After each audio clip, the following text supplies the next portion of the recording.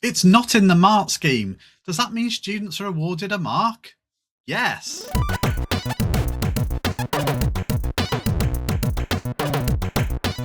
Hello, it's Craig and Dave here, and welcome back to another At the Chalkface episode. And today we're talking about mark schemes. And more specifically, we've titled the episode, It's Not in the Mark Scheme.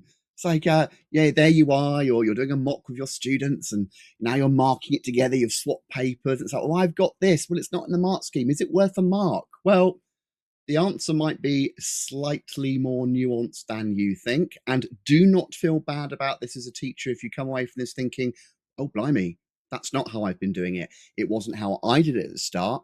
And we'll unpack some of this. So, yeah, there's some interesting stuff to talk about here. But Dave, shall I start with my limited, but my actual experience as an examiner on this? Because this was the moment when I actually learned for the first time how different this was to how I thought. So maybe I should open with that and go from there. Yeah, absolutely. You've been an examiner, Craig, so spill the beans. Tell us what it's all about. Okay. Now, our first caveat, this was a number of years ago, and obviously advice always evolves. But I was an examiner for the OCR GCSE exam board for another years. And obviously you go to training sessions. And it was the chief examiner at the time was sat there leading this session with all us keen teachers. And he started up by saying, so first thing I want to let you all know as future examiners and markers is there are two mark schemes. Mm-hmm. There's the one we publish and we give out to teachers, we put on the website once the exam series is done, and there's the one we use. You know what? Do you want to say that again? Then, of course, he unpacked that, which I will do briefly now, and of course, it made perfect sense. He said, when we write a mark scheme, we look at the specification content and we write the sort of answers we'd expect students to provide based on their depth of the level of study and what's in the specification. However, our mantra as OCR and your mantra examiners is we award students for getting it right, not for getting what's in the mark scheme. We do not penalise students for having a correct answer that goes beyond the breadth of study, maybe to A level, or beyond the list of examples that we specifically state we will ask about. What that means is the number of possible right answers can far exceed those we list in the mark scheme. We can never publicise all the right possible answers we give a mark for because the mark schemes will be hundreds of pages long.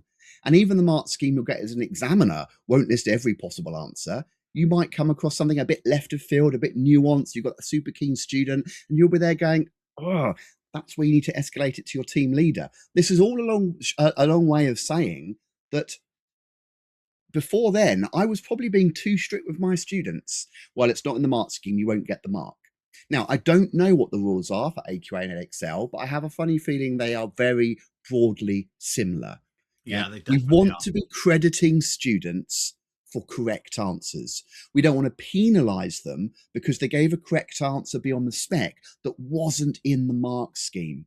So I think that's the first big takeaway. Just because it's not in the mark scheme doesn't mean it's right. Mark schemes, well, the key bit here is mark schemes aren't exhaustive.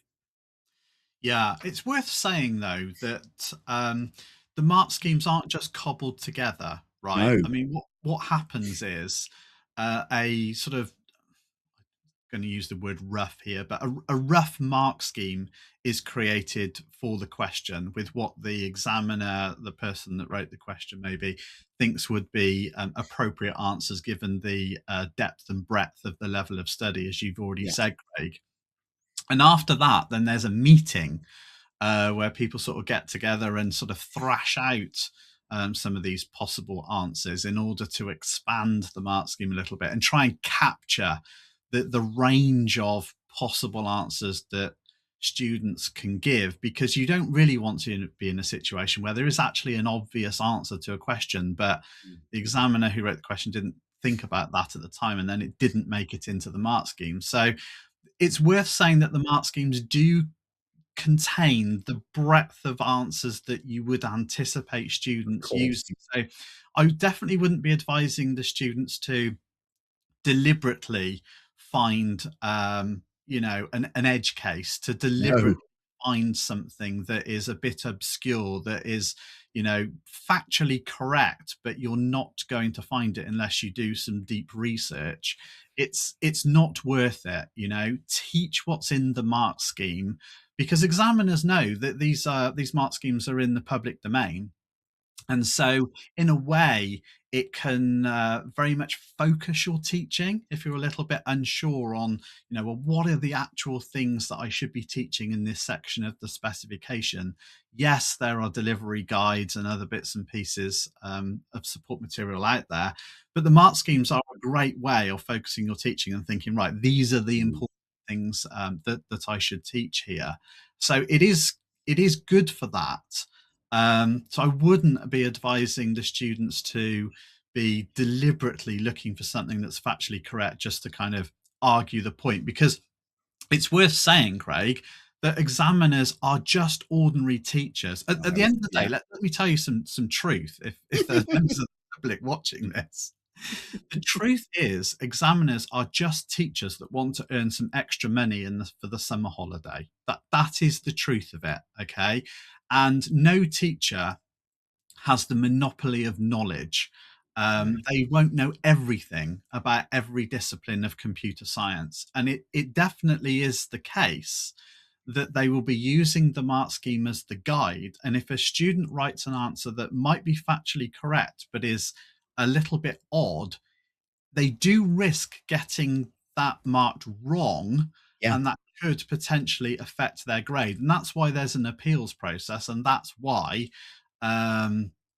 you can sometimes get these grades changed as a result of that. But it's largely about administrative errors these days, if I'm honest. But Craig, I've talked a lot there about all that. Is that fair? Yeah, no, that is fair. And because I remember again, we had two training sessions, the chief examiner saying, you won't know all the correct answers, and it will get very easy once you've been marking for several hours. Because by the way, again, you tend to mark the same question multiple times for consistency, not go through a paper. And when you've marked the same question 30, 40 times and your online system is showing you the next one, dare I say it, you can almost become a bit blasé. Now, I don't want you to think marking is lazy, examiners not as robust processes, and your team leader can view you and watch what you're doing. But it becomes easy. Oh no, that's the wrong answer. Whereas maybe half an hour later, I might have paused for thought or thought, oh, I'll escalate that to my team leader. Dave's absolutely right. Don't teach to the mark scheme, but teach to the spec and encourage students to put the obvious answers that are there. The more obscure the answer, the more you run the risk of it not being accredited a mark when it actually is value of one. Now, you actually see this to a certain extent in the mark scheme anyway. Obviously, we've got certain questions, like the binary questions are obvious one. Also state the register that holds the address of the next instruction. Things like that. There is an answer, or there is an answer. It's right or wrong. The beauty of marking a maths paper.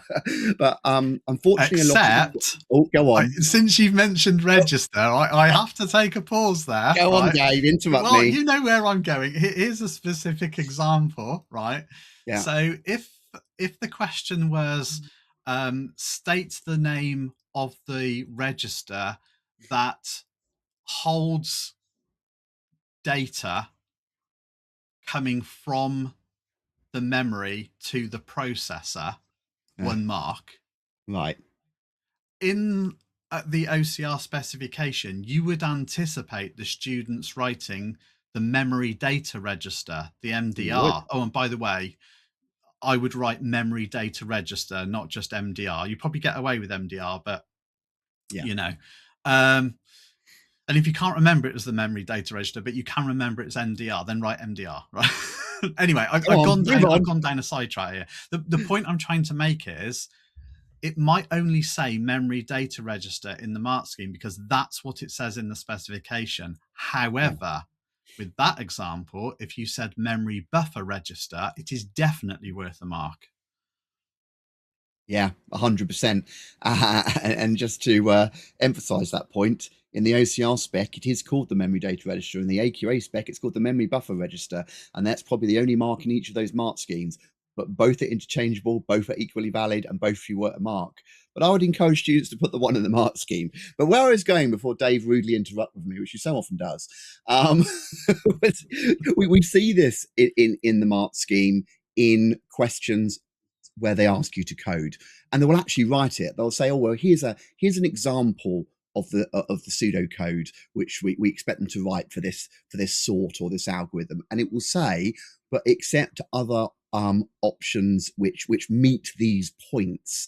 And algorithms is the great one. I've seen so many debates on forums, and I know Dave wants to talk about a particular algorithm in a minute, so I won't take his thunder on that. But I see so many fights, almost fights on forums over the years. Like, that's not how you do a stack, for example. The pointer should point to the top item of the stack. No, it should point to the next available space above the stack. It doesn't matter as long as you're consistent. And actually, in my algorithm videos, I say, if it looks like an algorithm, it smells like an algorithm, it tastes like an algorithm, it's probably the algorithm. And what I mean by that is, when you're physically writing lines of code to implement a stack data structure, what actually makes that a stack? Well, the last item in should go at the top. And when we pop it, it should be removed. Can you pop items from the top? Can you push items from the top? You know, it's the core functionality. Should I be able to look at an item in the middle of a stack? If I implement a procedure to peek into a stack, sure. Should I be able to reverse the contents of a stack? Well, that's not traditionally what happens with a stack. But if you added an extra routine to reverse the item of a stack, it doesn't take away from it not being a stack, as long as you implemented the main features. The implementations can be vast. And that particular thing I mentioned there was a classic, the pointer pointing to the top item of the stack or the first space. It doesn't matter as long as you're consistent. If it looks like the algorithm, it smells like the algorithm, it is. And I know you want to talk about a particular favorite algorithm of yours that really exemplifies this, Dave, and gets to our point where just because it's not in the mark scheme doesn't mean it isn't right. It's our friend the quicksort, isn't it? Yeah, it is. Before I talk about the quicksort, I do. If you're a non-specialist computing Yeah, teacher, I feel your pain me because too. you would expect there to be right answers. You know, Yeah. you expect to look at the mark scheme and say, that is the answer. And when students then challenge you, you want to have the confidence to be able to say, no, what it says in the mark scheme is correct. But unfortunately, it is the nature of the subject we teach Yeah. that in computing, there is more than one right answer. I mean, sure, some algorithms are more efficient, either in the amount of memory that they use or the amount of processing time that they take. But if it works to a certain extent, particularly at GCSE and A level. And as Craig said, there's all sorts of additional methods that you might apply to some of these algorithms and data structures to increase the functionality of them. Are they in the specification? No. Are they expected knowledge? No. Could they be done? Yes. So it is really, really tricky for the non-specialists that are grappling with subject knowledge and thinking, I don't know what's right and wrong. That kind of comes with experience, unfortunately. And as Craig said, what you're really looking for are the features Yeah. of whatever it is rather than specific code. And it's worth saying at this point, please, please do not teach the students to memorize code blocks.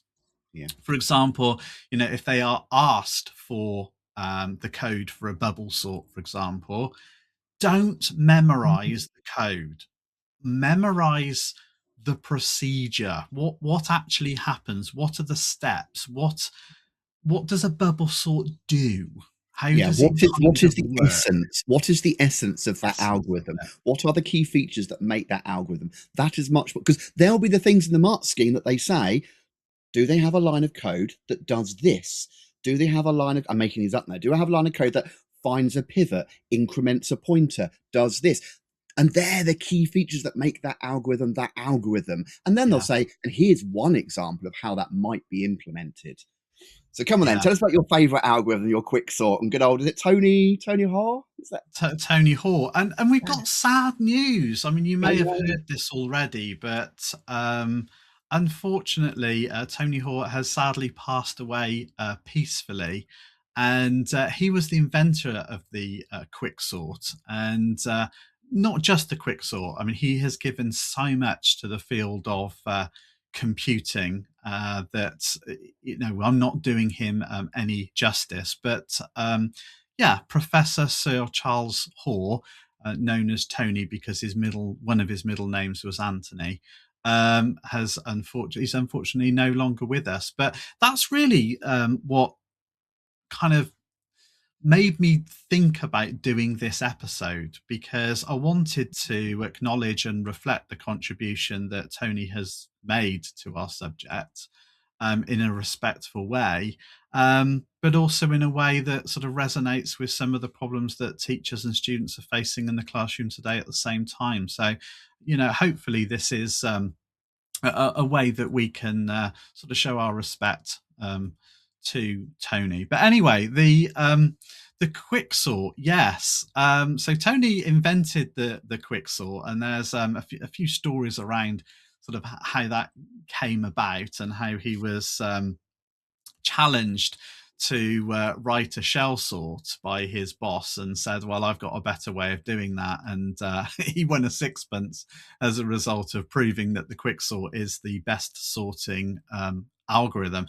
It's worth saying, like all algorithms, the quicksort is generally the quickest sorting algorithm, but not necessarily in all cases. And again, this is where you get situations in the classroom where a student might say, what's the best sorting algorithm? And the teacher says the quick sort, and then someone else says, no, the bubble sort is the quickest. And you're like, no, the bubble sort definitely isn't the quickest, but actually the bubble sort can outperform the quick sort in a certain situation. For example, if the list is already sorted. So this is what we're grappling with in our subject, unfortunately. But yeah, the quicksort is really a family of algorithms. So although Tony Hoare created the original quicksort, it has had many variations and slight deviations over the years. I mean, one of the most famous ones that I won't get into is the Lamoto method. And some teachers would argue that is a slightly easier quicksort to teach, and so they will go down that road, and maybe that is the quicksort that they learned themselves, so it's the one they're familiar with. And you do get those situations then in the classroom where you teach a particular way of doing a quicksort, and the students will say, that's not how we learned it in maths. yeah. My teacher said the pivot never moves. It's Yeah. nothing like the mark scheme. Well, You do get I've into looked at those this textbook. situations. Yeah, I've looked at this textbook, and it's different in here. But that's the thing as well. You may be buying textbooks from other providers, and they will show you the code for a quicksort. If it follows the steps that make it a quicksort, it's valid. It's probably almost definitely coded slightly differently to the one in a mark scheme and the one you learn and the one in maths. Yeah, absolutely. So, I mean, at the end of the day, if you are marking an answer about a quicksort, then you've got to look for the features that the student has correctly identified, not Yes. not the sort of almost individual lines of code or this particular approach, because it might not be the one that you're familiar with. It might not be the one you taught. Okay. So at the end of the day, with a quicksort, you're looking for, is there a pivot strategy? Is there a partitioning strategy? Is there some kind of divide and conquer strategy? Is there some kind of combination of the results? I mean, those are the critical aspects of the Yeah. quicksort. That's what differentiates it really from the other sorting algorithms. This idea that you've got a pivot and the pivot causes partitions. If you've got that, then you've probably got a quicksort. But what pivot is the student using? Are they using the first element in the list, the last element in the list, a middle item in the list, a random item in the list, a median of 3, a median of 5, turkey's 9 there? There are loads of ways you can choose a pivot. Are some better than others? Yes, but it can be dependent on the data set that you're given. The point is, has the student got a pivot? And if they have, then it's probably working towards a quicksort. Have they got some way of partitioning the numbers? Because at the end of the day, the numbers to the left of the pivot should be lower and the numbers to the right of the pivot should be higher. Is that always the case? I mean, could you have, for example, the higher numbers to the left of the pivot and the lower numbers to the right of the pivot? Yes, you absolutely could. It depends whether you want it in ascending or descending order. But the point we're making here is the pivot is the thing that decides whether numbers are lower or higher. We would call this a partitioning scheme. Does it work out where the pivot should be in the list? If it does, then you're on the way to a quicksort. You know, there's the classic Hoare method, there's the Lamoto method, there's the Bentley McElroy method, there's the dual pivot method that's used by Java. There are loads of partitioning schemes. So it's tricky looking for a very particular algorithm. Then you've got this divide and conquer structure that we've talked about. And this is where we start disagreeing with our colleagues in maths, because Yeah. in computer science, we're interested in the parallelism, the computational gains we can get through parallel processing. And therefore, to have a divide and conquer structure that enables us to give different cores different parts of the list to work on and combine them later is going to make it significantly more efficient. They're not going to teach you that in maths because it's just not necessary. So you've got things like tail recursion elimination cut off to an insertion sort, which means actually we'll look at the list and decide quicksort will be inefficient here. Let's just do an insertion sort instead. Um, that's an option, and all the implementations of sorting algorithms in programming languages today will be doing that. They'll be choosing the efficient algorithm. Have you got memory layout optimizations? Have you got the parallel variants that I just discussed? Have you got intra-sort hybrids? Have you got cache oblivious versions? That there are so many divide and conquer I knew this approaches. would happen. We've really gone off the episode, and I've let Dave go down his love of So I algorithms. just have to, because it's just all I'm I illustrating know. is that there are so many Yeah. variants and variants and variants of There quicksorts is that not one quick sort. yeah, you look at a mark scheme and you say, oh, that's a Yeah. quicksort, and if a student does it in any other way, they're wrong. Yeah. No, they're not wrong. You Absolutely. know, my personal favorite is a version of the Hoare method. Um, the Hungarian dancers. Oh, I love that. I mean, you introduced that to me recently. Yeah. yeah, it is a Hoare quicksort. It is a traditional quicksort with one slight adaptation that the Hungarian dancers move the pivot, which every time they do a swap, they move the pivot, which isn't the classic Hoare method. But under the hood, it's a classic Hoare quicksort, really. But anyway, like Craig says, I've kind of gone off on one a bit, but I really wanted to illustrate Yeah. the problems that you've got with mark schemes. Yeah, no, totally. I would be remiss at this point if I didn't do a quick plug for our data structures and algorithms book. Yeah, we know an awful lot of teachers actually buy themselves one copy of this as a reference for themselves. Do not feel bad if this is an area that you struggle with.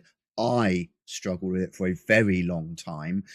If you use our resource center and you have access, you've actually got a PDF copy for free, but you can buy a hard copy for about 15 quid off Amazon as well, and then annotate over it to your heart's delight. But we go through every single algorithm and data structure in all the GCSE and A levels, and we lay out step by step, starting with what are the key features of this algorithm. And I think that's the bit we were getting at. And then we provide pseudocode, we provide fully coded examples of the algorithm in multiple variants. We have visualizations and links off to our videos. So there is a lot of help and support there with that. But yes, to bring it all back, as we said, I think we've really nailed the point there. Just because it's not in the mark scheme does not mean it's not credited a mark.